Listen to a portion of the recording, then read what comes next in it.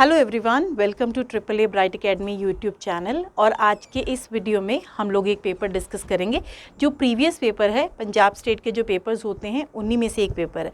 तो आज का जो पेपर रहेगा वो 15 के आसपास के क्वेश्चंस हैं और हमें ये देखने मिलेगा कि किस तरह का पेपर आपके पेपर में आता है। देखिए इंग्लिश का क्या रोल है।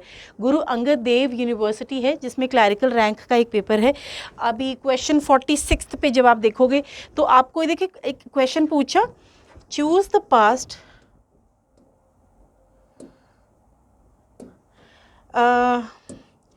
Choose the past participle. देखिए वर्ब जो होती है ना, वर्ब में present verb, past verb, present participle, past participle, ऐसा आप सुनते होंगे।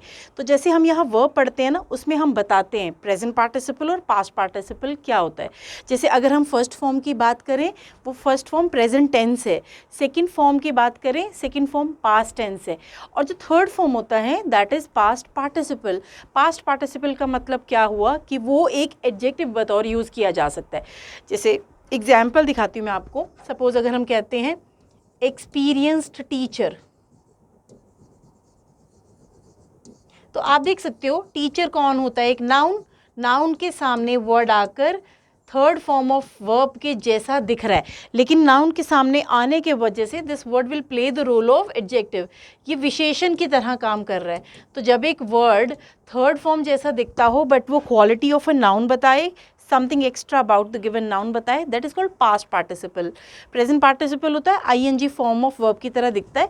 अगर हम कहेंगे सपोज करो स्विमिंग कॉस्ट्यूम, तो यहाँ पे कॉस्ट्यूम नाउन है, स्विमिंग उसके सामने एडजेक्टिव है। जैसे ब्रोकन लेग लिख दें, अगर सपोज करो हम ब्रेक, ब्रोक, ब्रोकन, आपने नोटिस किया थर्ड फॉर्म है ये, ब्रोकन लेग, ब्रोकन टेबल। तो लेग या टेबल कौन है, नाउन है। और जो वर्ड नाउन के सामने थर्ड फॉर्म ऑफ वर्ब जैसा दिखता है बट ये वर्ब नहीं है, तो इस नाउन को क्वालिफाई कर रहा है, इस नाउन के बारे में कुछ एक्स्ट्रा बता रहा है, it will always be considered as an adjective. ये हमेशा लाइन में एडजेक्टिव कंसिडर होता है। तो choose the past participle of do. तो डू जो है वो do first form of verb है, प्रेजेंट टेंस का वर्ब है। डिड जो है वो सेकंड फॉर्म ऑफ वर्ब है, पास्ट टेंस का वर्ब है, पास्ट टेंस का। बट हमें पूछा पास्ट पार्टिसिपल, तो ये प्रेजेंट पार्टिसिपल होता है और ये होता है पास्ट पार्टिसिपल। तो डज प्रेजेंट वर्ब है, डिड पास्ट वर्ब है, लेकिन पास्ट पार्टिसिपल होता है डन। आई मीन टू से थर्ड फॉर्म, जिसको हम क्या यूज़ कर सकते हैं, अभी आपने देखा एडजेक्टिव यूज़ कर सकते हैं। तो जब हम यहाँ वर्ब का लेक्चर अटेंड करते हैं उसमें मैं ये डिटेलिंग करती हूँ कि प्रेजेंट पार्टिसिपल और पास्ट पार्टिसिपल सीन वर्ब देखने में कैसे दिखते हैं, verb, but they play the role of adjective, विशेषण का रोल करते हैं। राइट, नेक्स्ट पे चले, चूज द करेक्ट स्पेलिंग। तो करेक्ट स्पेलिंग अगर आप देखो, जब आप रीडिंग करते हैं, रीडिंग के दौरान आपको कुछ वर्ड्स हडल्स होंगे आपके, जैसे रीड करते हो आपको उस वर्ड का मीनिंग ना पता हो तो आप उसको गूगल करो साथ ही। और इसमें दूसरी बात ये ध्यान रखें, जैसे कई बार एक वर्ड होता है जिसमें CS या डबल लेटर, ऐसे जो वर्ड्स होते हैं ना जिसमें एक साउंड को चेंज करके वो वर्ड अपना साउंड दिखाता है, तो उस वर्ड की स्पेलिंग को थोड़ा ध्यान से पढ़ें। जब आपको कोई वर्ड का स्पेलिंग नॉलेज में नहीं है तो उस वर्ड को थोड़ा ध्यान से पढ़ें। तो यहाँ पर हमें करेक्टली स्पेल्ड वर्ड भी ढूंढने होते हैं। Sometimes he asks us to wrongly spelled word, तो अगर आप जानते हो तो इसका फर्स्ट वर्ड ही क्रेसोग्राफ, जो कि पहला वर्ड ही आपका यहाँ पे सही स्पेलिंग है, बाकी तीनों में सही नहीं है। SCO आएगा, SEC नहीं आएगा, डबल S नहीं आएगा और S के बाद C ओमिट नहीं होगा, तो SCO है यहाँ। ये से आपको पता चलेगा ये वर्ड सही तरह से स्पेल्ड है। अब आते हैं नेक्स्ट क्वेश्चन पर। नेक्स्ट क्वेश्चन कौन है, इनडायरेक्ट स्पीच कंपोज करना है, जैसे इसको बोलते हैं नरेशन। और हम हमेशा बोलते हैं अपनी क्लासेस में भी वॉइस एंड नरेशन, ये दो ऐसे टॉपिक हैं जो स्टेट के पेपर में 2 मार्क्स तक का कंट्रीब्यूट कर देते हैं, मिनिमम 2 मार्क्स का कंट्रीब्यूट। जब आपका पेपर 15 मार्क्स का इंग्लिश का, उसमें 2 नंबर का तो वॉइस और नरेशन का क्वेश्चन है। तो पहले तो हम ये देखिए डायरेक्ट स्पीच है कि इनडायरेक्ट। देखिए नरेशन में जब इन्वर्टेड कोमास के साथ आती है लाइन तो that is always a direct speech, and when we convert it into indirect speech अपने इन्वर्टेड कोमास को हटा देता है। तो अभी आप देख सकते हो he said, direct speech given है, इन्वर्टेड कोमास के साथ होने की वजह से वी से डायरेक्ट स्पीच गिवन है। इनडायरेक्ट में क्या होगा, देखो यहाँ सेड लिखा है ना, अगर रिपोर्टेड वर्ब पास्ट टेंस में हो तो स्पीच का टेंस बदलता है, बट स्टेटमेंट क्या है, एक अटल सच्चाई है, एक यूनिवर्सल ट्रुथ है, एक फैक्ट है। सपोज अगर हम कहते हैं इन्वर्टेड कॉमास में लिखा है water boils at 100 degree, our teacher said comma inverted commas begin water boils at 100 degree, तो पानी 100 डिग्री के टेम्परेचर पर उबल ही जाएगा। तो ये किसके लिए, ये सबके लिए बराबर है, इट्स अ फैक्ट, ये फैक्ट है। तो जो स्टेटमेंट एक यूनिवर्सल ट्रूथ बताए, एक फैक्ट या रियलिटी बताए, उसका टेंस नहीं बदलता। तो आप जब नरेशन पढ़ते हो उसमें आपको सिखाया जाता है सेड रिपोर्टेड वर्ब में पास्ट होने पर रिपोर्टेड स्पीच का टेंस चेंज होता है, लेकिन जब यूनिवर्सल ट्रूथ या फैक्ट हो नहीं चेंज होगा। कोई थॉट या सेइंग या इडियोमेटिक लाइन हो नहीं चेंज होगा। हॉबी हैबिट भी चेंज नहीं की जाती। तो मैन इज़ मॉर्टल, मनुष्य नाशवान है, ये तो अटल सच्चाई है कि इंसान एक दिन ख़त्म हो ही जाएगा, इमॉर्टल नहीं है, अमर नहीं है। तो ये फैक्ट है। तो इसका मतलब हुआ सिर्फ सेड और मैन इज मॉर्टल वाली लाइन के बीच में कंजंक्शन आएगा, दैट कंजंक्शन यहाँ पे आएगा और कुछ भी चेंज नहीं आएगा लाइन में। तो सेज वाला ऑप्शन रॉन्ग है, देखो पहले ही ऑप्शन रॉन्ग है। यहाँ पे टेल्स है, ये भी रॉन्ग है क्योंकि सेड का मतलब पास्ट वर्ब चाहिए, इधर सेड है लेकिन मैन इज इमॉर्टल कर दिया इन्होंने। देखो कितना, अगर आप थोड़ा जल्दी में पेपर सॉल्व करते हो ना, ये गलतियाँ हमसे आम तौर पर हो जाती हैं। सारी लाइन बिल्कुल ठीक थी, ट्रांसफॉर्म थी करेक्टली, लेकिन यहाँ पर सिर्फ इमॉर्टल कर दिया, तो the whole line becomes the wrong one. अब he said that man is mortal, तो हमारा आंसर बनता है डी। तो थोड़ा पेशेंस के साथ पेपर सॉल्व करना। ऐसा होता है हम एग्जामिनेशन हॉल में एंग्जाइटी टेंशन होना नेचुरल है, बट हम ही हैं जो कंट्रोल करेंगे। अगर आप if you go for mock test ना, आप पहले मॉक देते हो, बार बार मॉक देते हो, तो आपको ये जो टेंशन होता है पेपर में, एक माइंड में स्ट्रेस आता है पेपर में, ये नहीं आएगा, ये आपको फेस नहीं करना पड़ेगा। तो इसीलिए मॉक इतने ज़्यादा दें आप कि ये चीज़ें आपको अभी गेम की तरह लगनी शुरू हो जाएंगी, ये चीज़ें आपको टफ नहीं लगे। नेक्स्ट है हमें एंटोनिम मतलब ऑपोजिट ढूंढना है। गिवन वर्ड है एक्सोनरेट, इसका मीनिंग अगर आप जानते हो रिलीज करना, फ्री फ्रॉम मतलब किसी जेल से छूटना, रिलीज हो जाना, आज़ाद हो जाना, ऐसा इसका मीनिंग है। बट हमने ढूंढना है ऑपोजिट। तो देखिए जो पहला ऑप्शन है वो तो इसका सिनोनिम ही कह सकते हैं ना, सेम मीनिंग दे रहे हैं। जो बी ऑप्शन है that is the answer here. और सी ऑप्शन पे देख सकते हो रिजेक्ट कह रहा है, रिजेक्ट और इसका कोई रिलेशनशिप है ही नहीं। तो और डी पे कह रहा है एडमिट, एडमिट करना दो मीनिंग देता है किसी एरिया में, मतलब एक एडमिशन को भी मीनिंग देता है और एक एडमिट होता है जब when you accepted that you did something. तो ये तीनों नहीं जा सकते, पहला तो सिमिलर है वो नहीं जा सकता, सी और डी जो है वो मैच ही नहीं करते मीनिंग को ही, तो ऑपोजिट का तो सवाल ही नहीं उठता। So the answer is B option. Vocabulary एक ऐसा हर्डल है कि जो आपको अगर आता है तो आता है, आप उसमें गेम नहीं चल सकते हो, आपको वर्ड्स याद होने चाहिए।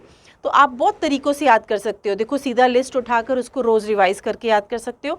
आप कुछ वर्ड्स को रूट वर्ड्स की सपोर्ट से याद कर सकते हो।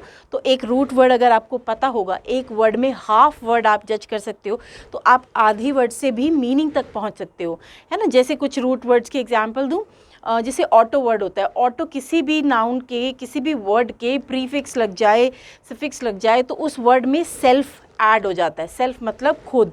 तो आप ऐसे रूट वर्ड लर्न कर लोगे ना, तो एक वर्ड को ब्रेक करके पढ़ पाओगे। बट ये सब पर नहीं काम करेगा, ये मैं मानती हूँ, लेकिन ये कुछ वर्ड्स पर बहुत अच्छे से काम करता है। फिर दूसरा तरीका, एक लिस्ट रखें आप अपने पास, 1 to 5 पहले दिन पढ़ें, 1 to 10 सेकेंड डे पर पढ़ें। जो प्रीवियस 5 रिवाइज हुए हैं ना, ये आपकी मेमोरी बनते जाएंगी। तो रिविजन से, रेपिटेशन से वर्ड्स आपकी नॉलेज में आने शुरू हो जाएंगे। बट ये कहकर इसको छोड़ देना कि ये बहुत सारे हैं वर्ड्स, वोकैबुलरी हम कैप्चर नहीं कर पाएंगे, बहुत सारे, देखो सब तो नहीं कैप्चर कर सकते आप, लेकिन मैक्सिमम आपके हाथ में होंगे। तो आप जब भी कोई पेपर फेस करते हो, मॉक करते हो, उसमें कोई वर्ड आपको नहीं आता, उस वर्ड को गूगल करो, उस वर्ड के सारे सिनोनिम्स अपनी नोटबुक में लिखो उस वर्ड के साथ, और उसकी 4 ऑप्शंस को गूगल करो, उनके चारों के मीनिंग और सिनोनिम्स लिखो अपनी ऑप्शंस के साथ। तो आप खुद सोचो, एक ही वर्ड आपको 5 वर्ड्स के अदर वर्ड से मिलवा देगा। तो आप ये तरीका अपनाओ, थोड़ी मेहनत है लेकिन ये सक्सेसफुल मेथड है, राइट। और vocabulary is one of the major parts of state jobs में एसएससी में वोकैबुलरी डायरेक्ट आता है, तो आपको ये लर्न ही करने पड़ेंगे, इसका कोई और ऑप्शन नहीं है। तो आई होप आपको चारों क्वेश्चंस बहुत अच्छे से क्लियर हुए हो। नेक्स्ट पे चलें। नेक्स्ट देखिए, passive form of kindly grant. एक तो सबसे पहला रूल याद कर लो, जब काइंडली लिखा हुआ है या प्लीज़ लिखा हुआ है तब हमेशा यू आर रिक्वेस्टेड आता है। तो पहले देखो, पहले ऑप्शन में यू आर रिक्वेस्टेड है, जा सकता है ना, लास्ट ऑप्शन में यू आर रिक्वेस्टेड है, जा सकता है। ये बी और सी तो बिल्कुल नहीं जा सकता, क्योंकि इसमें काइंडली को ओमिट नहीं, काइंडली को रिप्लेस नहीं किया, काइंडली को रिप्लेस करेगा, प्लीज़ आया तो उसको रिप्लेस करेगा यू आर रिक्वेस्टेड, जो ए और सी में डी में आपको दिखाई दिया। अब we have to choose either, कौन सा है इनमें से, है ना। So you are requested not to, यहाँ पे तो कह रहा है ग्रांट मी लीव, तो नॉट टू नहीं लगा सकते, that will the opposite meaning, that will be the opposite meaning. तो हम इसमें कहेंगे you are requested to grant me leave. To के साथ the rest of the line link, है ना, पूरी लाइन किससे जुड़ जाती है, टू के साथ। ये हम पढ़ते हैं वॉइस के इम्पेरेटिव सेंटेंसेस की ट्रांसफॉर्मेशन के टाइम पर। इम्पेरेटिव सेंटेंसेस जो सीधे वर्ब से शुरू होते हैं, एक्शन वर्ब से शुरू होते हैं। तो 8वीं 9वीं 10वीं आगे सारी क्लासेस में हमने वॉइस पढ़ा है, बट तब हमारा टारगेट था स्कोर लाना। आज हमारा टारगेट है जॉब लेना। तो जॉब लेने के लिए we have to be very sure about our options. तो हम अपने ऑप्शंस में आज हम गेम नहीं चल सकते, आज हम रैंडम किसी भी ऑप्शन को मार्क नहीं कर सकते, हम एक एक्यूरेट ऑप्शन पर जाएंगे। तो वॉइस नरेशन इतने इजी टॉपिक्स हैं ना दोनों, कि जो मुझे ऐसा लगता है कि फ्री के मार्क्स हैं। आप थोड़ा ध्यान से सीखो तो आपको सारे पॉइंट्स बहुत अच्छे से याद होंगे। तो ऐसे ही पॉइंट्स हम अपनी वीडियोज़ में, ये वीडियो लेक्चर्स में भी, या क्लासरूम में जो हमारी क्लासेस होती हैं उसमें भी हम पूरे डिटेल में बताते हैं। होप आपको भी ज्वाइन करने का मौका मिले तो आप भी देख पाएंगे, है ना। नेक्स्ट है हमारे पास में fill in the blank, suitable word choose करना है। 4 वर्ड्स आपके पास है इस लाइन के डिमांड के हिसाब से। देखिए, she has and dash nature, तो जो नेचर है, जो व्यवहार है, वो कैसा नेचर है उसका हम कह सकते हैं ना फ्रेंडली। तो हमारा एक ऑप्शन है एमिएबल, एक ऑप्शन है एमिकेबल। ये दोनों वर्ड्स के मीनिंग कुछ कुछ मिलते हैं लेकिन कम्प्लीटली नहीं। तो एमिएबल और एमिकेबल में से शी हैज़ एन एमिकेबल या एमिएबल, तो हम कहेंगे she has an amicable nature. बाकी एमिनेंट तो कोई वर्ड नहीं होता, एमिनेंट मतलब कि रेनाउंड, तो वो हम यहाँ ले नहीं पाएंगे क्योंकि नेचर को क्वालिफाई करना है। ये फ्रेंडली नेचर को मीन करता है वर्ड, और वो जो वर्ड है ना, वो वर्ड ना किसी तरह से जैसे रिलेशनशिप बिल्ड करने की टोन को मेंटेन करता है। तो व्यवहार उसका कैसा है, फ्रेंडली है, ये हम कह सकते हैं। नेक्स्ट है fill in the blanks with suitable idiom. अब ईडियम भी हम क्लास में हर दिन डिस्कस करते हैं। I discuss 10 to 20 word, 10 to 15 words daily idioms का। ईडियम्स का बेस्ट पार्ट क्या है, ईडियम्स को डिस्कशन में डाल दो, ईडियम्स को डिस्कस कर लो, टीचर्स के साथ, स्टूडेंट्स आपस में करें, रोज़ के 10 to 15 ईडियम्स डिस्कस करो। तो आप खुद सोचो, एंड ऑफ द मंथ आपके पास 300 न्यू वर्ड्स होंगे इन योर ब्रेन। तो जब आप क्लास में डिस्कस कर लेते हो ना, तो बहुत फ़र्क पड़ता है। बच्चे मुझे खुद बोलते हैं कि जो हमने क्लास में डिस्कस किया ईडियम, वो हमें पेपर में दिखा और हमें बहुत अच्छा लगा, क्योंकि पढ़ा हुआ अगर पेपर में आ जाए। तो fill in the blanks with suitable idioms. तो देखो, this house is an dash between the 2 brothers. अब देखो, 2 भाई के बीच में क्या होगा, वो पहला कहता है एन आई वॉश। आई वॉश तो हो नहीं सकता ना, छलावा, आई वॉश नहीं हो सकता लाइन के मुताबिक, वो that is not a suitable option. All in all नहीं हो सकता, वन ऑन द कार्ड्स नहीं हो सकता। लास्ट ऑप्शन क्या है, एप्पल ऑफ डिस्कॉर्ड। इस ईडियम का क्या मतलब होता है, इस ईडियम का मतलब होता है कॉज ऑफ क्वारल।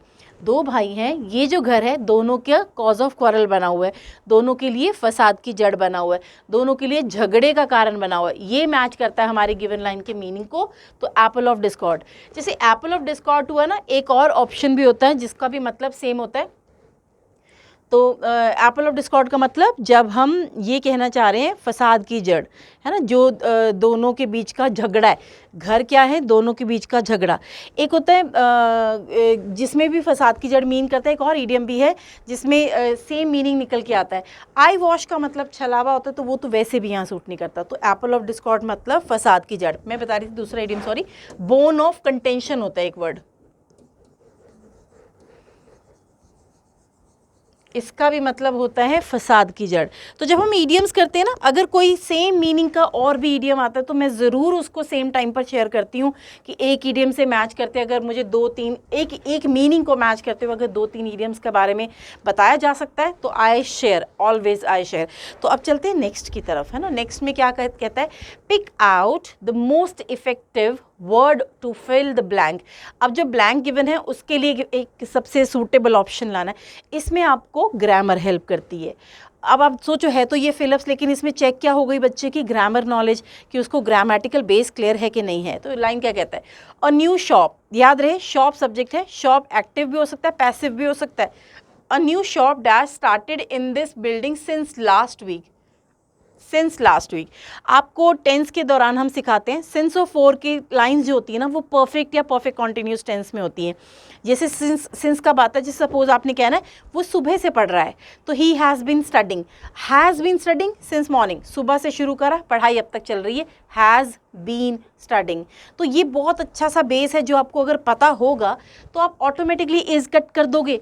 आप वहाँ पे वुड या हैव बीन या हैज़ बीन में मतलब वुड और इज कट कर दोगे, हैव बीन या हैज़ बीन में से चूज़ करना है। अब दूसरी साइड देखिए, सब्जेक्ट कौन है, अ न्यू शॉप, तो अ न्यू शॉप के वजह से सब्जेक्ट के सिंगुलर होने के वजह से हम यहाँ किसके साथ जाएंगे, हैज़ बीन के साथ।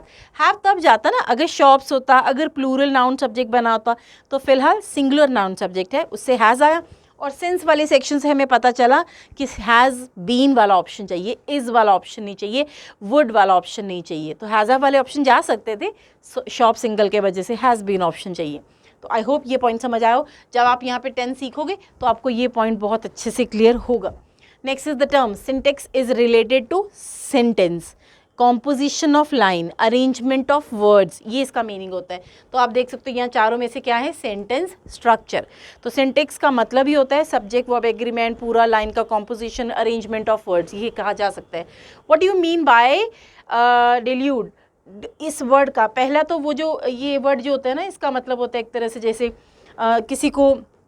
किसी को जैसे हम नहीं कर देते मोहित कर देना, वो इसका मीन जाता है। मोहित करना इज़ अ पॉजिटिव टोन, लेकिन वो मोहित करने का मतलब तो यही होता है ना कि सामने वाले को इन्फ्लुएंस कर दिया, सामने वाले को बेवकूफ़ बना दिया, तो वो मोहित करना पॉजिटिव वर्ड है। बिफूल भी इसका मीनिंग है।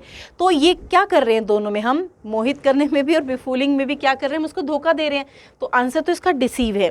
पहले वाले को तो तीसरे वाले का तो मिलता जुलता सा मीनिंग है।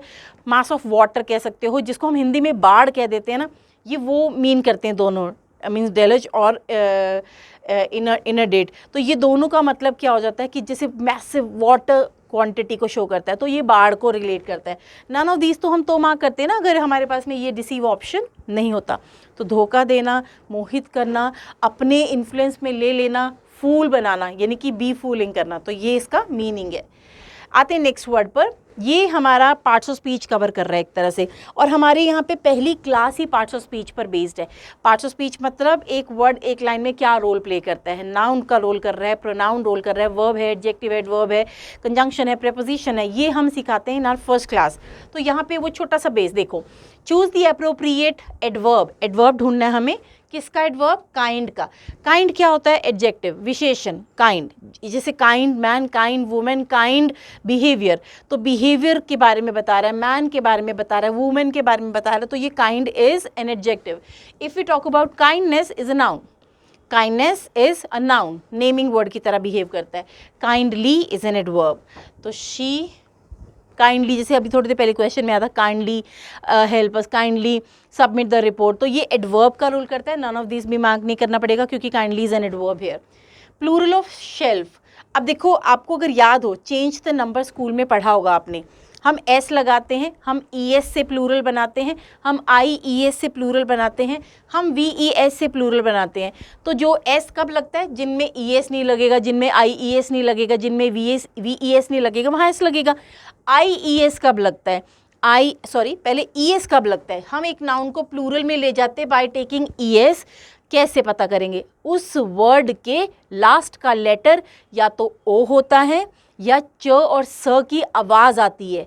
तो जब एक वर्ड में लास्ट में ओ आए, जैसे गो, जैसे डू, और जब एक वर्ड में लास्ट में च का आवाज़ आए, जैसे टीच, है ना, जैसे बेंच, और स की आवाज़ की एग्जाम्पल दूं, जैसे कि बॉक्स,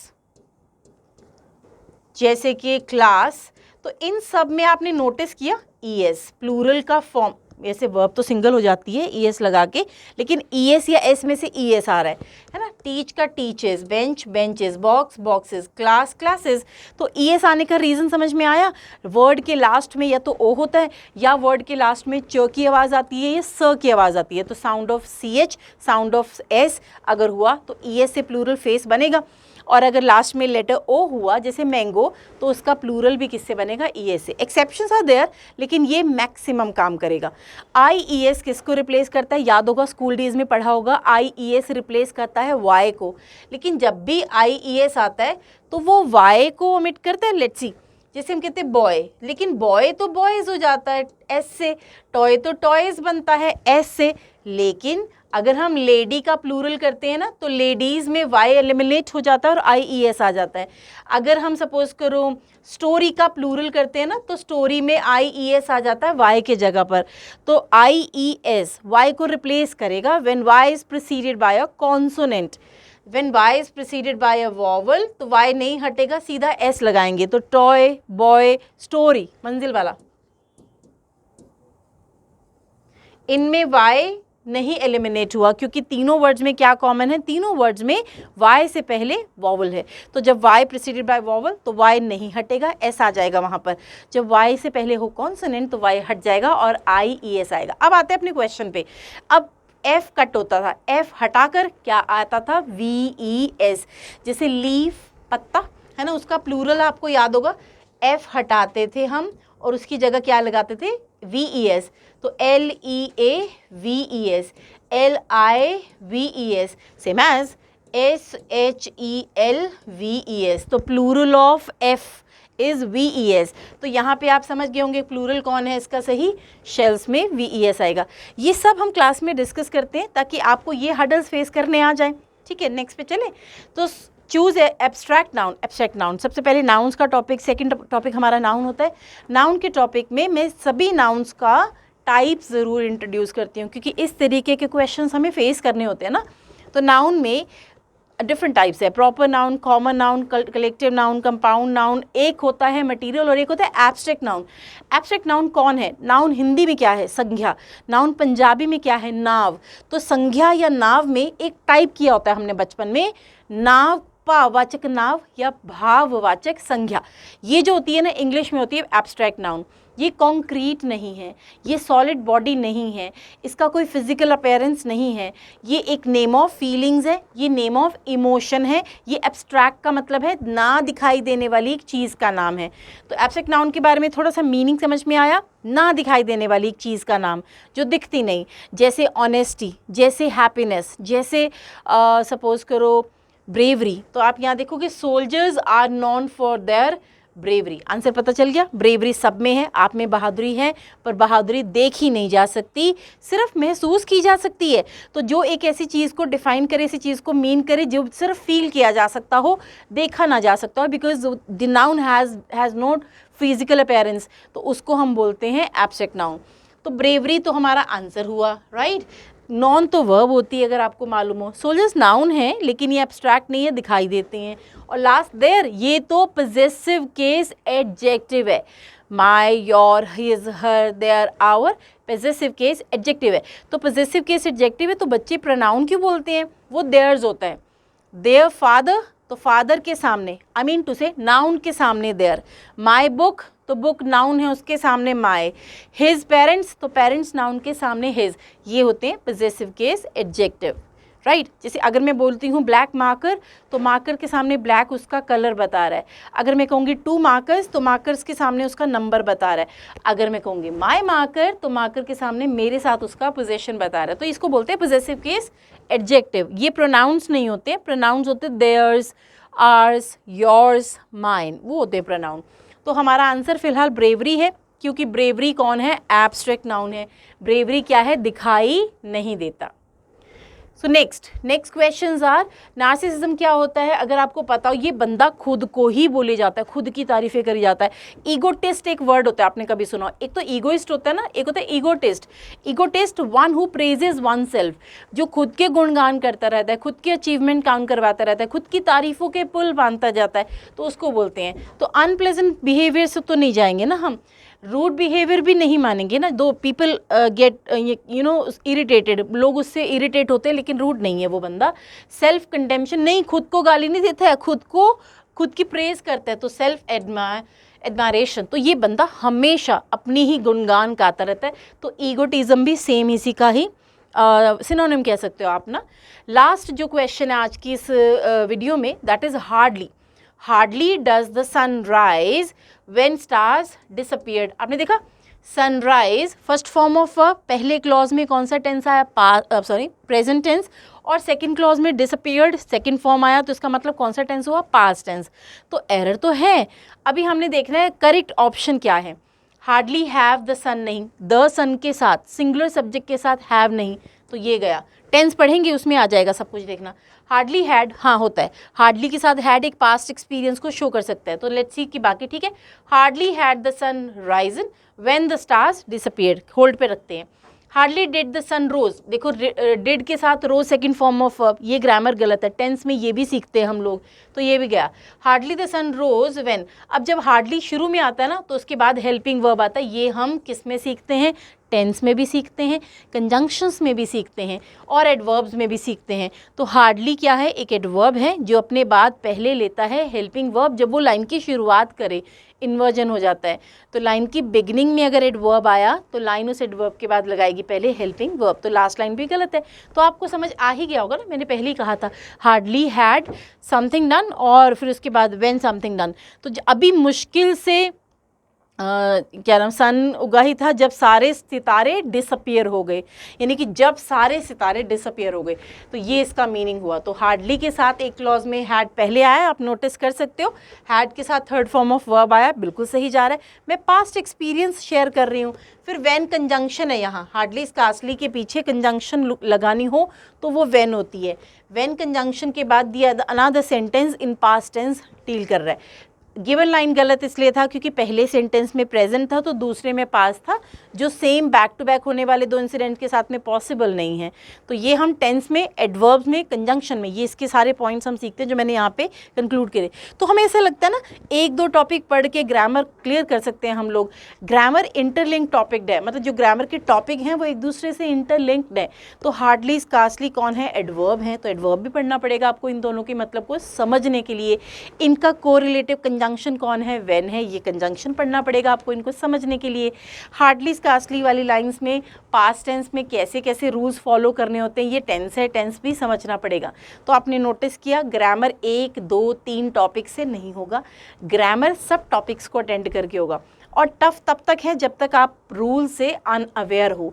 जैसे ही रूल्स पता चल जाएंगे तो ये टफ नहीं है, क्योंकि शी इज़ याद है आपको, तो आपको बाकी पॉइंट्स भी याद होने शुरू हो जाते हैं। तो ये था हमारा आज का पेपर। अभी मुझे थोड़ा सा गाइड करना होता है, जैसे कि हमारा ऑफलाइन कोर्स आप ज्वाइन कर सकते हो।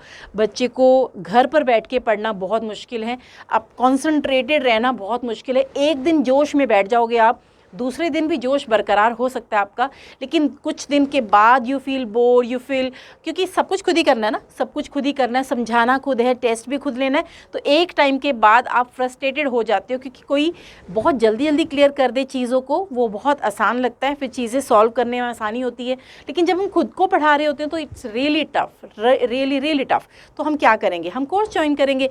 आप अगर अवेलेबल हैं ड्यूरिंग डे तो आप कोर्स ज्वाइन कर सकते हैं। हमारा ऑफलाइन कोर्स आता है जो 3 से 4 घंटे की क्लासेस रोज़ आपको मिलेंगी, जिसमें 3 लेक्चर्स चलते हैं। ड्यूरिंग डे जो क्लासेस होती हैं 3 लेक्चर्स चलते हैं, और जब आप 3 से 4 घंटे का डे बैच ज्वाइन करते हो तो आपका कोर्स कंप्लीट होता है 4 से 5 महीने के अंदर।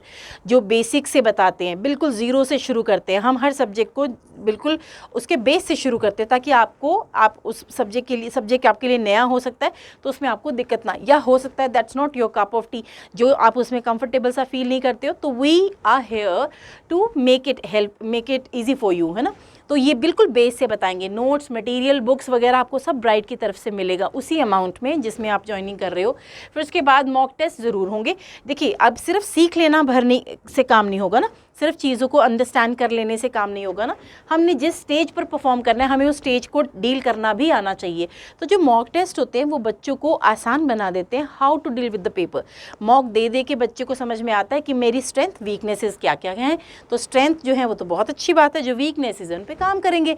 तो मॉक टेस्ट सीरीज़ वगैरह आप यहाँ पर ज्वाइन करोगे, जब आप कोर्स ज्वाइन करोगे तो मॉक टेस्ट आप देंगे, और उसके बाद जो रिजल्ट आएंगे ऑब्वियसली बहुत अच्छे आएंगे, क्योंकि जब आप हर तरीके से बेस क्लियर करते हुए एडवांस तक पहुँचे, फिर एडवांस के बाद आपने मॉक पर अपनी नॉलेज को अप्लाई करते हुए अपने आप को चेक किया, और इवैल्यूएशन के बाद जो वीकनेसेस हैं उनको ओवरकम किया, तो ऑब्वियस सी बात है रिजल्ट अच्छे बनेंगे। राइट। तो जो अगर आप यहाँ ऑफलाइन कोर्स ज्वाइन कर लेते हो तो जो हमारा वीडियो कोर्स है जिसमें हमारे ही स्टाफ के टीचर्स जो हैं वो सब हमारे यहाँ वाले स्टाफ वो टीच कर रहे हैं, आपको वो वीडियो कोर्स का एक्सेस मिल जाएगा। तो आप उसमें वो वीडियो रिकॉर्डेड वीडियोस देख सकते हो, रेपिटेटिव फॉर्म में भी देख सकते हो। अभी आपने देखा, कल आप फिर से उसको रिवाइंड करके भी देख सकते हो, कोई ऐसा इशू नहीं है। And that will be valid for 1 year.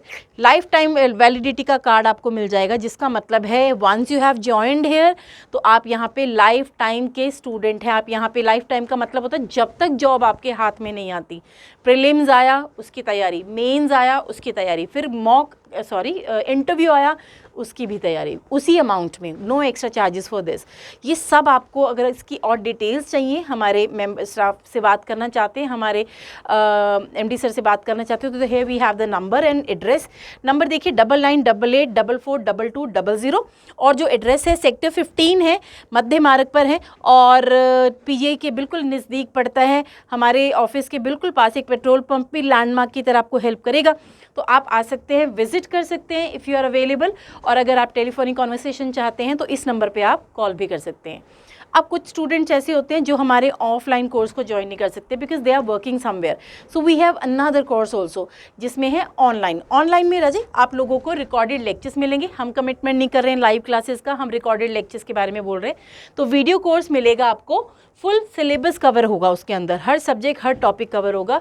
500+ videos उसके अंदर है, हर सब्जेक्ट की हर टॉपिक की कवर किया गया है वीडियोस। PDF के नोट्स आपको साथ ही में उसमें ऐप में मिलेंगे, हमारी ऐप है, और आप डेमो वीडियो देख सकते हो। मतलब ऐसा लगता है ना कई बार पता नहीं वीडियो लेक्चर से मुझे कुछ बेनिफिट होगा कि नहीं होगा, तो आप हमारा अपनी ऐप जो ऐप स्टोर से अपना ऐप जो है वो डाउनलोड कर लेना। उसमें रिकॉर्डेड लेक्चर्स हैं बट वो आप नहीं खोल सकते, आप उसमें डेमो वीडियोस खोल सकते हो। तो डेमो वीडियोस देखकर आपको आइडिया लग जाएगा कि हमें इससे बेनिफिट होगा या नहीं होगा। तो अगर आपको लगे सूटेबल फॉर यू, आपका ऑनलाइन कोर्स से कवरेज हो जाएगा, तो आप गो फॉर इट, जा सकते हो उसके लिए। और जो क्विज़ हैं, मॉक टेस्ट हैं, वो आपको आपके पेपर के हिसाब से मिलेंगे। और जितनी बार चाहें आप उस वीडियो को देख सकते हैं, उसमें कोई रिस्ट्रिक्शन नहीं है। वैलिडिटी रहेगी वो 1 ईयर की रहेगी।